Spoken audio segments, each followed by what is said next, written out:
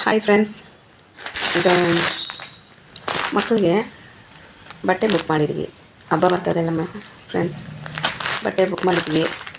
ನೋಡೋಣ, ನಾವು ಹೇಳಿದ ಕಲರ್ ಒಂದು, ಅವ್ರು ಕಳಿಸಿರೋದು ಒಂದಿರ್ಬೋದು. ಯಾಕೋ ಒಂದ್ಸರಿ ಚೆಕ್ ಮಾಡೋಣ ಫ್ರೆಂಡ್ಸ್. ಬಟ್ಟೆ ಇದು ಚೆಕ್ ಮಾಡಿದ್ದೀನಿ, ಇದು ಚೆನ್ನಾಗಿದೆ ನೋಡಿ ಫ್ರೆಂಡ್ಸ್.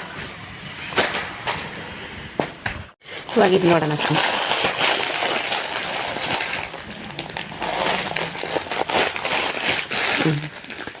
ಇಲ್ಲ, ಸೇಮ್ ನಾನು ಈ ಕಲರ್ ಹೇಳಿದ್ದು, ಆ್ಯಕ್ಚುಲಿ ಅದೇ ಕೊಟ್ಟಿದ್ದಾರೆ. ಓಕೆ, ಒಂದ್ಸರಿ ನೋಡೋಣ.